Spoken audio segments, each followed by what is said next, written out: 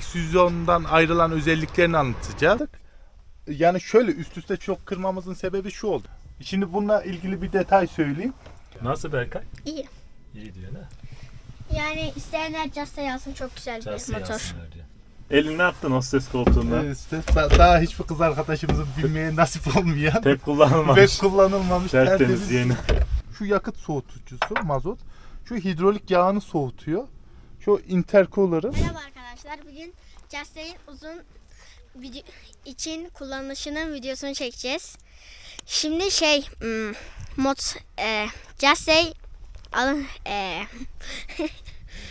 Anladın mı? Anladın mı? Dökmez. Su borcu. Anladın mı? Anladın mı? Just'in sahibi burada. Sahibimiz Yani kim? Hüseyin Hüseyin Abi. Akdemir. Merhaba İşte arkadaşlar. burada.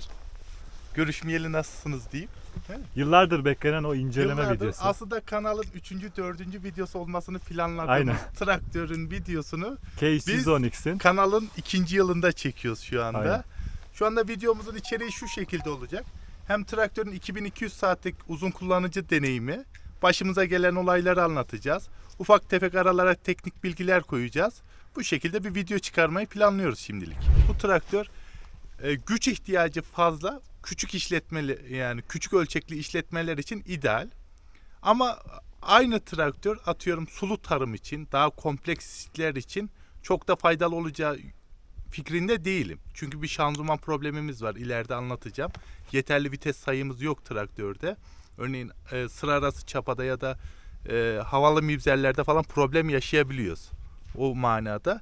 Bunu bizim gibi küçük ölçekli 1000-1200 dönüm yer eken kuru tarımla çalışan insanlar için gayet elverişli olduğunu 2000 saat boyunca deneyimledik aslında. Bu traktör şey diyebilir miyiz? TD serisinin AdBlue'lu daha güçlü. Evet zaten Birkaç bu daha özelliği olan evet işte. şimdi elektronik TD'den gaz ayrılan GX110'dan ayrılan özelliklerini anlatacağız. Anlatayım isterseniz. Yani Tabii. aslında o ayrılan noktalar bu traktörün piyasadan erken kalkması ve gerektiği itibarı görmemesinin sebepleri Evet. de aynı şeyler. Macerası kısa sürdü. Macerası aynen çok kısa sürdü. Şimdi bu traktör aşağı yukarı GX110'un Euro 4 emisyon seviyelerine çıkartılmış bir motoru. Aynı S8000 motor kullanıldı. Bundan sonra FPT'ye geçtiler. Bunda şöyle bir problem oldu. Biraz zorlama bir şekilde geçildi. Hızlı oldu. Euro 4'e tam istenilen şeyler, biz hiç problem yaşamadık ama çok fazla problem yaşayan Yaşayan insan oldu. Sen oldu. Enteresan şekilde hiç yaşamadın. Hiç AdBlue problemi yaşamadık. Sonra zaten Euro 4 ara bir norm oluyor. Euro 3 ve Euro 5'e bakarsan. Doğru. Euro 5 çıkınca Euro 4'ler eskide kaldı yani bir şekilde. Öyle bir problemimiz var. 2 TD'ye göre hızlandırılmış şanzıman konulmuş buna. Vitesleri daha hızlı. Vitesler daha hızlı. 40 kilometre Zaten hız da yapıyor. yapıyor. Hız da yapıyor. Ama şöyle bir şey var. O skalayı açayım derken bazı vites araları çok açılmış. Örneğin 2'nin 3'ü ile 3'ün 1'i arasında ya 2'nin 2'si ile 2'nin 3'ü arasında bir anormallik var yani. 2'nin 3'ü çok hızlı, düz bir gibi. 2'nin 2'si gereksiz yavaş kalıyor. Arada bir vitesin yok Ama senin. bu motor 110X olduğu için He. gücünden, torkundan He, dolayı kurtarıyor. evet, Ama evet, bunun 100. 90'lığını veya 90X'ini 100'lüğünü alırsanız evet. Bir şanzıman herhalde problemi aynı olduğu için yaşarsınız. sıkıntı yaşarsınız. Aynen. Bu şu anda güçten Ya dolayı çok yavaş gidersiniz ya hızlı gidip motoru boğarsınız. boğarsınız. Evet. Öyle bir sıkıntı var. Bunu alıyorsanız herhalde 110X almak lazım. Evet, Çünkü en 90 mantıklı. kullananlar Çok kötüydü. memnun değil ve hatta gerekli Arıza çekişine problemi de giremiyor. çok oluyordu onlardan. Niyeyse. Hı hı. CX'e göre torku yüksek. Torku yüksek. İşte 20 Nm tork, 30 Nm torku yüksek. Kaldırma kapasitesi aynı sayılır. Traktör 22 santim daha uzun. 750 kiloya kadar da ben tam emin olmamakla beraber söylüyorum. Altına yazarız biz bunu gerçekten öyle mi? Çünkü ben bunu Kantar'da bizzat deneyimledim. GX110'la aynı romork çıktı. 6 ton 750 geldi. Bu 7,5 geldi. Aynı romorkta. 750 Ben kilo o fark var. 750 kiloluk farkı oradan zaten boyut farkı var. varsaymadım. Daha büyük motor Evet, onlara göre. yani Hem kabuk daha yüksekliği yüksek hem falan daha yüksek. salı da daha uzun Evet. herhalde. Ağırlıklar Yani o daha fazla gibi. Salının uzun olmasının bize en büyük avantajı. Mesela insanlar şuraya mesnet yapıyor. Ön çırpması oluyor ya da Aynen, ön bu- kaldırması oluyor. Bunda hiç o sorun yaşanmıyor. Gayet ağır ekipmanlar kullanmamıza rağmen Özellikle mibzerde yaşanır o problem. Evet. Zıplatma falan Hı hı, olur. biz Bunda bunda o hiç yaşanmadı. o problemi yaşamıyoruz gerçekten. JX'e göre artısı burada arka kollar indirme kaldırma için düğmeler var. Bunlar elektroniğe döndü. Gaza elektronik. O çok iyi oluyor. Bu arkada başka ondan ne farkı var Hüseyin? Onun dışında bir şeyi yok. Elektronik easy lift dışında bir farkı yok. Açık söylemek Bu arkada gerekirse. beğendiğin yönler. Şunlar pek güzel değil miydi? Evet bunlar Bu çok bozuldu güzel. zaten. Şu sağlam da şu bozuldu. Ya şuna aslında şey vurdu. Bu biraz da Ee, makinenin. Kültivatörün hatasından kaynaklandı. Silindi. Bunun arkasıyla ilgili aslında şöyle bir şey yaşadık biz. Bize şunları kırıyor. Her TD'de yaşanan problem gibi. Biz bunları defalarca kaynattık. Yani şöyle üst üste çok kırmamızın sebebi şu oldu. Orijinalini kırdık, götürdük, kaynattırdık. Aynı kaynaktan defalarca kırdık biz. Yenisiyle Gittik değiştirse belki orijinalleriyle değiştirdik. Bir yıldır bir şey yok. Geçen Nadas sezonundan Kaynak beri tutmaz hiçbir yani. şey yok. Yani kaynak tutmuyor bunu gerçekten. onun dışında pek yağ sorunu olmuyor. Böyle Yok, kirlenme falan. Bizde çok oluyor D30'larda Aynen falan. arka hidrolik sistemi bazı insanlar ona takılır. Bunda o yönü iyi. Temiz kalıyor. Arkası çok temiz kalıyor traktörün. Onun dışında burada bir P2 tuşu yoktu. Yok. Sadece indirme P2 yok. kaldırma. P2 o zaman elektronik düğmesi olmadığı için zaten Evet, koyamıyorlar. evet. Elektronik PTO değil. sistemi düz GX110'la aynı. İşte cam suyu burada. Ondan sonra gene cerli. C'li Cerli. Bu T serilerinde cer kalktı. kalktı. Bunun Düz sonraki gelen versiyonları T'ler. İşte Onun bazı asansörü insanlar var. C'li seviyor. Mesela sen C hakkında ne düşünüyorsun? Bence, Bence bir bir zararı yok. devir veriyor. Yani şey gibi, volant dişlisi gibi düşün. Ya- Tekere aktarılan kuvveti arttırıyor Redüktör aslında dişesi bakarsan. torku arttırıyor. Tabii, işte. Daha düşük güçlü daha fazla tork Aynen. alıyor. İşte eski Massey'ler bunu içeriye planet Bu grup dişli koyarak çözüyor. Bunlar TD'lerin, CX'lerin de eski CX'lerin o 30 km hızı cerden dolayı C'den, olabilir. evet. Çünkü hızı yavaşlatıyor cer. Gücü arttırdığı için. Hı hı. Ama çekişini etkiliyor işte. Onlar da muadillerine göre iyi çekiyordu. Aynaların Aynalarım standart aynalar. bu TMR'li zaten o 2021'den Evet, sonra mı? Hepsinde evet, zaten aynen, altta TMR. şeyler geliyor. Tepe lambası solda. AdBlue hemen burada. Bu AdBlue şey ayarı güzel. Evet, yüzdelik olarak gösteriyor. Ve aşağı yukarıda doğruya yakın gösteriyor. Şey olarak güzel dedim ben. Oran orantısı iyi. Evet. 2 depoya bir depo Bir depo AdBlue tam bitiyor. yetiyor. Evet yani. Bizde mesela o biraz sıkıntı oluyor böyle 1-1,5 gibi oluyor depo. Ve şeye kadar da idare ediyor. %5'e kadar da bir problem yaşatmıyor. Yani %5'in altına düşürmediğin sürece %8 ile 7 ile Sen çalışabiliyorsun zaten yani. hiç problem yaşamadın. Aynen hiç problem yaşamadık. AdBlue'dan. Ondan şanssız. Şimdi bu nominalde 110 beygir veriyor. Maksimumda 115 beygir veriyor. Bak o kısımları ufak tefek teknik bilgiler verelim. Depo JX ile aynı 115 litre alıyor. AdBlue 12,5 litre alıyor. 4350 kilo arka kaldırma var. Bunun dışında hidrolik debileri hatırlayamadım şimdi. Tepeleri aynı olabilir. Aynı da kaç oldu? 55 55 litre. 55 Aynen. Şimdi benim eksi olarak gördüm. Bu hepsinde böyle şuraya tek piston koyuyorlar. Hidrolik Aynen, direksiyon sağ için. tarafta yok. Solda yok. Pardon, solda yok, sağda var. Bunların kepçeli modellerinde çift konuyor. Kepçe ağır olduğu için. Ön tarafa Yardımcı yük olması bindiği için, için. ön tarafa. Bu da yolda seni biraz gezdiriyor. Yani direksiyonu şöyle bir rahat bırakamıyorsun. Traktör bir gezme yapıyor hafifte. Özellikle o piston yıprandıkça gezme şeyi artıyor. Ama yolda zıplama derdi yok. yok, zıplama yok. Çoğu motorda var Aynen, zıplama. bu zıplamıyor. Belli bir hızda falan da mı yapmıyor? Belli bir hızda Benimki sanki 37-40 arasında bir yapıyor. Ondan sonra kesiliyor, dümdüz gidiyor. bunda da çok hafif yapıyor. O ama hangi aralıkta olduğunu tam hatırlayamadım şu anda. Bir aralıkta yapıyor da ama çok şey değil yani böyle pat pat pat. Aynen bunun yapmıyor. şöyle zıplama derdi yok. İlk alındığından beri genelde yeni lastikler falan zıplar ya, o da olmadı. O yönden iyi. Aslında tarla traktörü. Tam tarla traktörü. Aslında çok yola çıkarılmaması gerek. Biraz çünkü yolda yakıt sarfiyatı biraz fazla. Çünkü mesela senin traktörde 18-19 gazda yeterli hıza çıkarken bunda 22-23 tapa yapıyorsun. Boğulma falan yok tarlada. Ben Evet. beğeniyorum. Tarla şeyinden bak %10 üzerinden 10 memnunum. Güç bağlamda. Evet 110 beygir bir traktör ve sana 110 beygir olduğunu hissettiriyor yani. O problemi yaşatmıyor. Bazı 110 beygir olur eşek gibi. Senin ömrünü tüketir içeride. Bunda özellikle rampa performansı ve tarla performansı benim için gayet yeterli. Kompresörünüz de var. Kompresörümüz var. Burada. Kompresörden de memnunsun. Ne Çok memnunum. arıza yaptı Hiçbir ne bir şey problem yaptı. yaşamadım kompresörde. En son bunun arızalarına gerek. Hani yaşadığın problemlere. Evet, en son problem. Şimdi Zaten genel olarak birini herkes hatlarından biliyor. bahsedelim. dediğim gibi benim bu traktörle ilgili yani en çok şikayetim şanzıman yani. Şu an biraz daha vites olsa Evet, veya biraz buçuk daha olsa, bir buçuk olsa inanılmaz bambaşka bir motor traktör olacak. olurdu. Gerçekten. Zaten tutulmamasının sebebini ben sana söyleyeyim mi bence?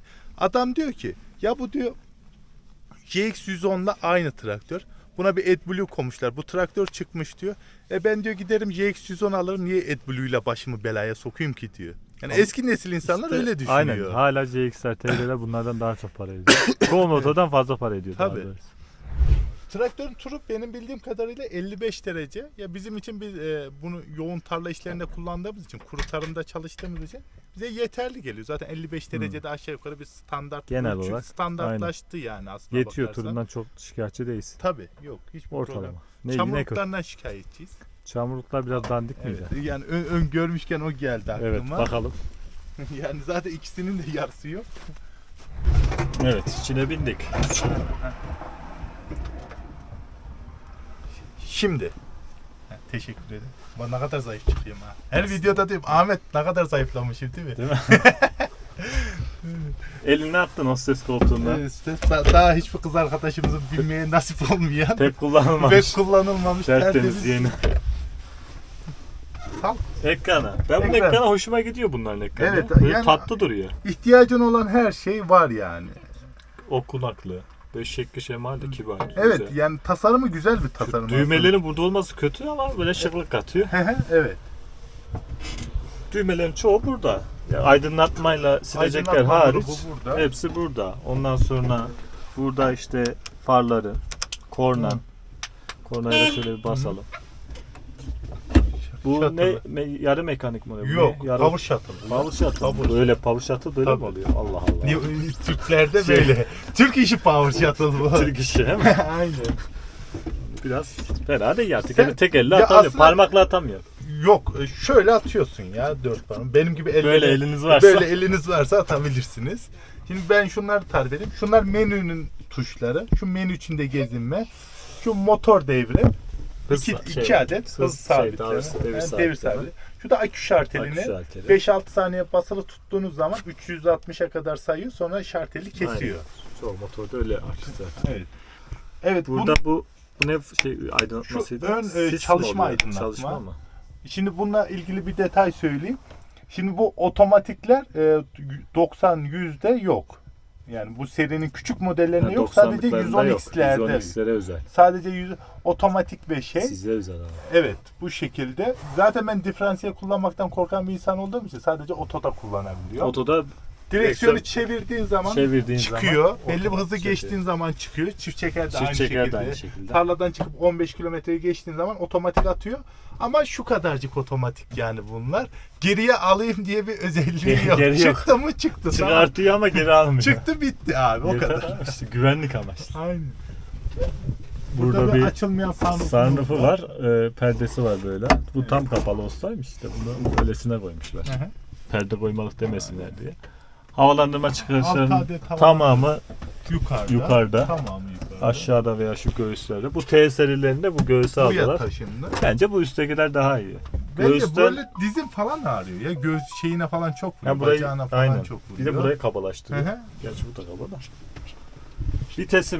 Vitesi aslında 4 vites ya işte kullanması basit. Çıt Evet. çıt çıt atabiliyor. Aynen. Altlı üstlü hep. Hem vites geçişleri de kolay. Aynen vites geçişi güzel. Tek parmak geçiyor yani devreye. Tamam, debriyaja bile basmadan atarım ben bunu. Hı hı. Gazımız zaten elektronik. Burada da elektronik bir el gazımız var. Hassasiyetler eski düzen bu Evet. kollu. Elektronik değil. Ha, bir yönden iyi bozulursa yapması kolay. Kolay Bir yere oluyor. kırılır en fazla. Aynen bu şekilde. Elektronik de pahalı oluyor tamiri. Takviyeler burada. 3 tane takviye var. Bunun 3'ü hızlı değil mi? Üçü hızlı. 3 hızlı, 2 İkisi orta, biri de tarla vitesi diyebiliriz. Biri de sürüngen diyebiliriz aşağı yukarı. kontak burada. Ona denk geliyor. Burada da dörtlüler mi bu? Ha, evet Neydi? aynen dörtlü. Dörtler basması da zormuş. Ha, aynen. Zahmet. O biraz eski model. Sertleşmiş herhalde plastik. Bura açılmadığı için mecbur kelebek camlar oluyor. Açılıyor, kapanıyor. İki tarafta da var. Camımız bu kadar açılıyor. Şu kadar. Sileceği var. arka Sileceği camda. artık Bak, yılların JX'de yok herhalde. JX'lerde yok evet. Bak, Yılların bak. eleştirisi. cam suyunun ortamı galiba Hı hı, bu. evet. Böyle geliyor. Buradan motorun içinden, şuradan da cam suyu da var yani öyle. Sadece silecek değil. Teybimiz. Burada bir göz var. Bir şeyler koymaya. Bak çalıştırdı. Nasıl çalıştırdı? Burada da bir perdemiz var. Perde en azından duruyor Evet, koyduğun duruyor, yerde. duruyor. Problem yok da Şöyle şey bırakırken biraz sert bırakıyor, o kıracak gibi bırakıyor. Bak, Bakalım kırılacak mı? Kırılmadı. kırılmadı. Demek ki daha var, ömrü var daha. Daha var. Ne var Hüseyin şimdi bu içinde konfor olarak zaten dur şunu da anlatayım. Şöyle direksiyon ileri geri ama yukarı aşağı yok. Evet. Yüksekliği yok böyle. Kendinize doğru çekemiyorsunuz. Ondan sonra ya işte ne kötü burada? Bindim bu motora. Devir sabitleme niye burada? Heh, evet. O. Yani Şimdi elini- insanın kullanırsa gelmiyor. Sıra başına geldi buna basacaksın. Geri buraya gireceksin. Elini buraya atacaksın. Sıra sonuna geldi tekrar buna basacaksın. Ayarlaması da zor. Evet. Bizde normalde gaza basılı tutarsın veya gazını yitersin. Basılı tutarsın o hızda sabit kalır. Evet. Bunda menüden yapıyor. Menüden ayarlıyorsun. Hangi devirde? Aynen. 1 ve 2 menüden seçiyorsun. Kaç Menüden devir ayarlıyorsun. Burada bir aydınlatma var. Şurada da var. Burada da var. 2 tane aydınlatması var ha. Daha ne olsun ha? Yani. Ortada koyabilirsek ortaya. Dur koyacağım. Yapacağım. Yaptım. Easy lift'i burada. Elinizi burada, elini o zaman burada koyuyor. kullanırken. evet. Şöyle de hafif dönüyor. Aynen. Elim Sürüş- burada. sürüş pozu, o pozisyonu o oluyor. Hı hı.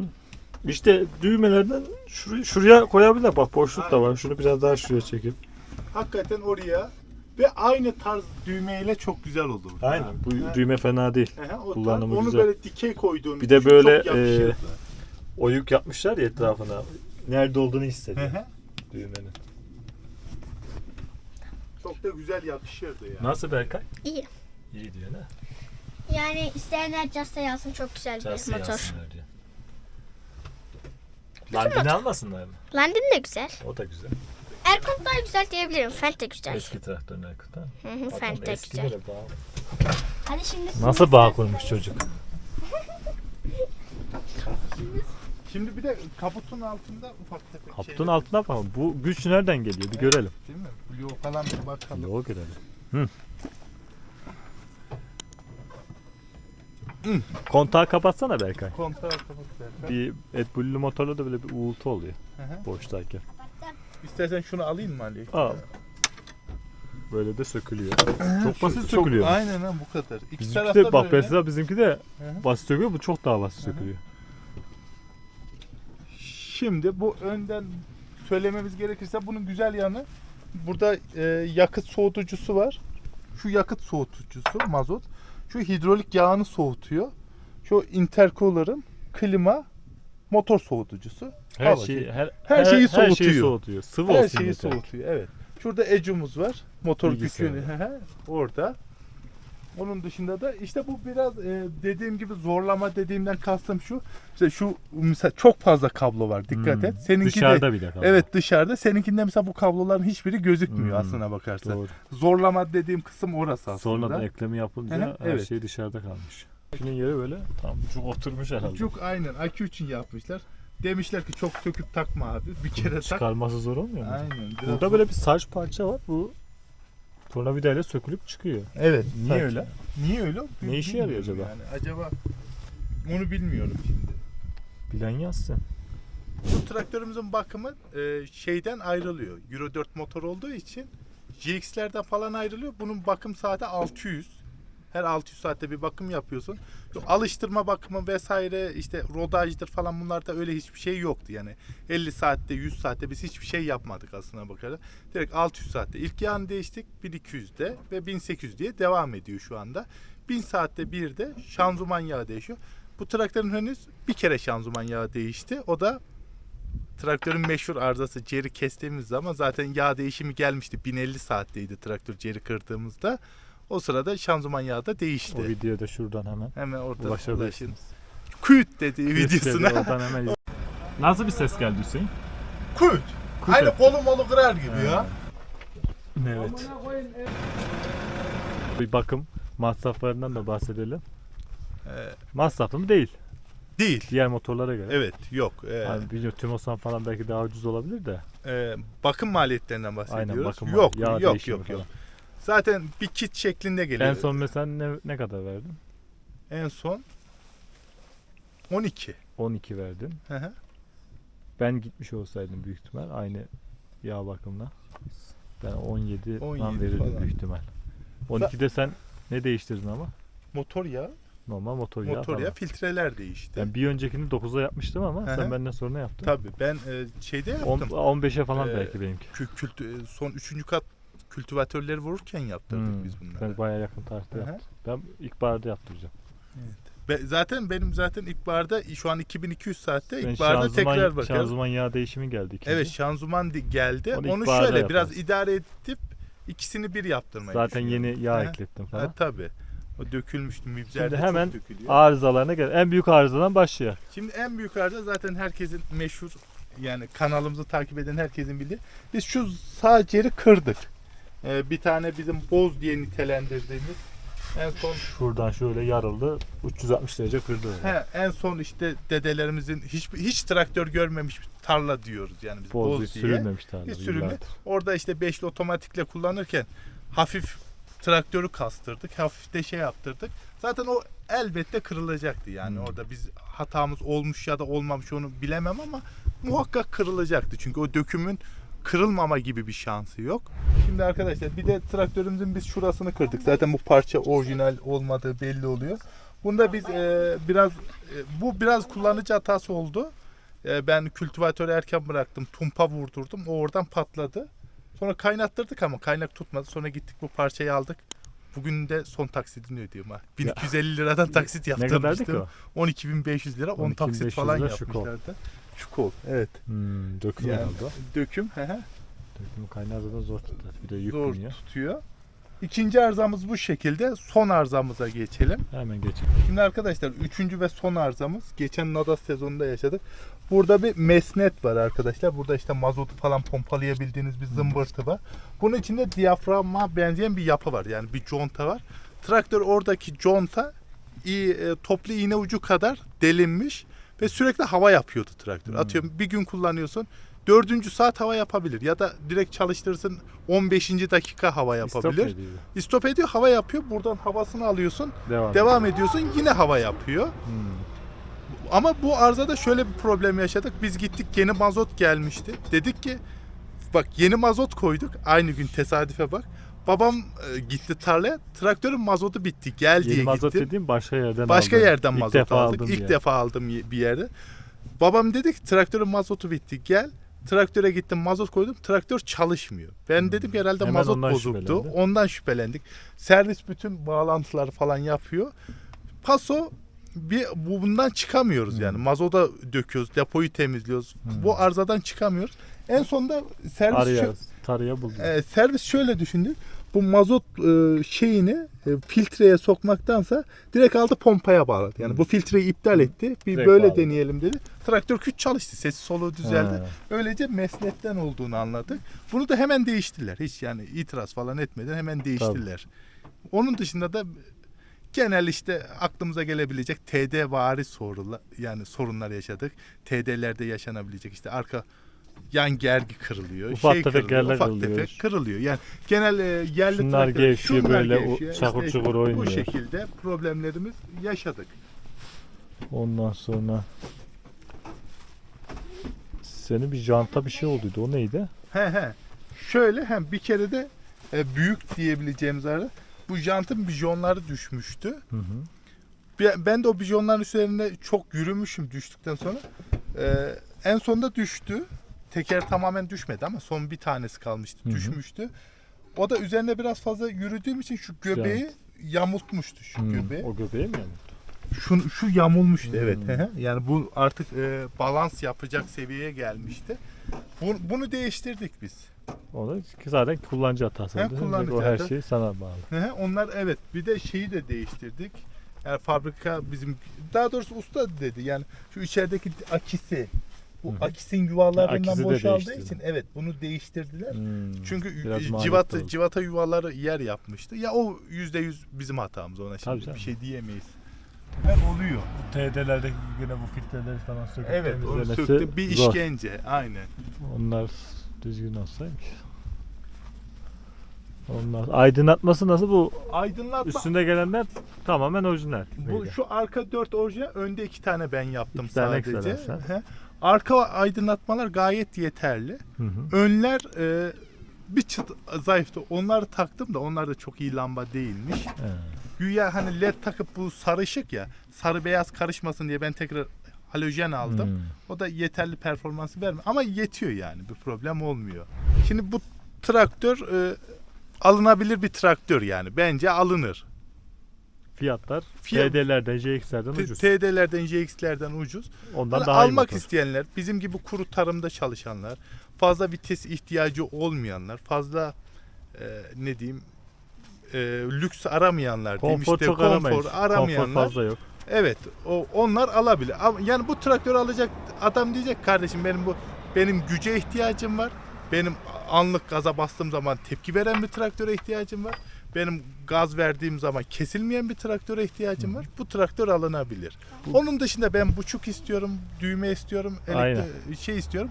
Bunları arayan bir Ses insan yalıtımı ses çok yalıtımı iyi değil herhalde. Yok, şöyle ses yalıtımı iyi.